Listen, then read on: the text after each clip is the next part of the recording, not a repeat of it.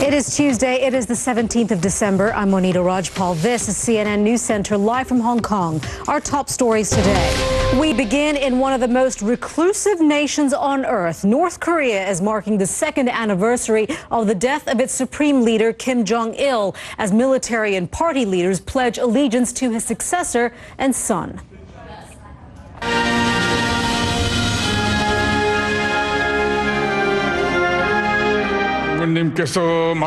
North Korea's young leader, Kim Jong-un, presided over the memorial ceremony in Pyongyang. Take a live look now at North Korean television. Not surprisingly, the programming today has been devoted to Kim Jong-il and the ceremonies honoring him. Well, today's ceremony comes just days after Kim Jong-un ordered his own uncle's execution. South Korea, of course, is closely watching what is happening in the north. Its defense ministry is concerned the execution may be a prelude to more provocative acts by Pyongyang in the coming months.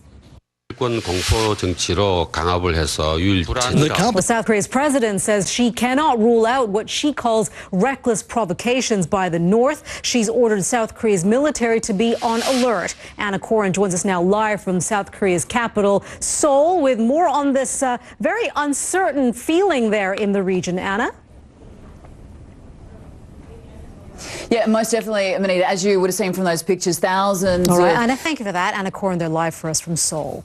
Protesters in Ukraine say they are not giving up their campaign against their president. They are planning more huge rallies in the capital, Kiev, to oppose his decision to go to Russia for trade talks. She joins us live from Kiev on how these talks with with Russia are taking place. This is certainly not what the protesters want to hear.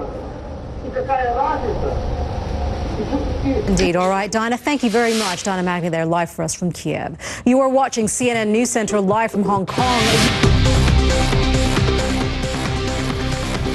You are watching CNN News Center live from Hong Kong. I'm Monita Rajpal. A U.S. federal judge says the government's collection of domestic phone records is probably unconstitutional. District Judge Richard Leon says the practice apparently violates privacy rights. U.S. President Obama is expected to meet with dozens of tech company bosses on Tuesday, including Tim Cook of Apple and Eric Schmidt of Google. They're calling for the U.S. government to rein in its spying practices.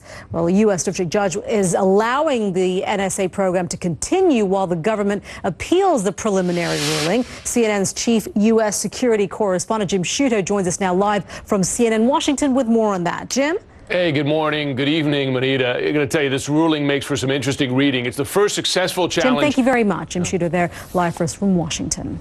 Let's bring you up to date on some of the other stories that we're following for you here at CNN News Center. Angela Merkel has just been sworn in for a third term as German Chancellor. Ms. Merkel's conservative alliance won increased support in September's nationwide election, but needed a partner to form a government. The central-left state news agency says a suicide bomber detonated at a Hezbollah checkpoint in eastern Lebanon. The report says the blast happened after Hezbollah militia members manning the checkpoint opened fire on the car. Chinese hackers may have taken advantage of the recent U.S. government shutdown. A new report by the Center for Public Integrity alleges Chinese hackers may have crashed the Federal Election Commission's computer systems. China has promised to abolish its notorious re-education through labor camps, but Amnesty International warns that this landmark reform may be nothing more than a cosmetic change. Now, torture is said to be common at these camps, and detainees say they were starved and beaten. CNN's senior international correspondent Ivan Watson sends this report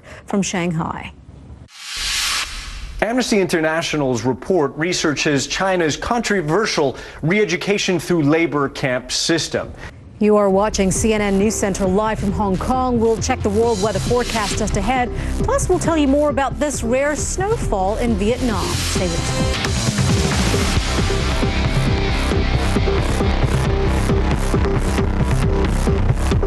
You're watching CNN News Center live from Hong Kong. End-of-year predictions are as traditional as mince pies and mistletoe, and fashion industry leaders are wasting no time offering up what they think will be big news on the catwalks next year. In the final installment of our special series on style, we hear from two influential editors who helped shape what many view as the world's fashion Bible, Vogue.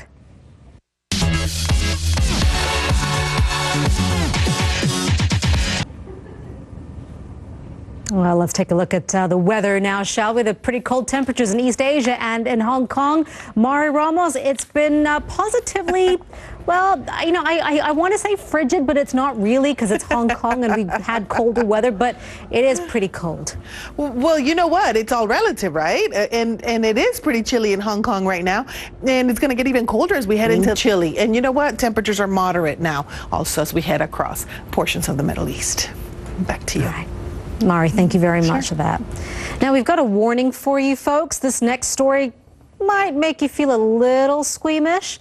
So a worker in China had his right hand cut off in a machine last month. At first, doctors thought, I guess, the ends justified the means. You are watching CNN News Center. I'm Monita Rajpal at CNN Hong Kong. Thank you for joining us. I'll bring you an update of the news headlines in just a few minutes. We'll be right back.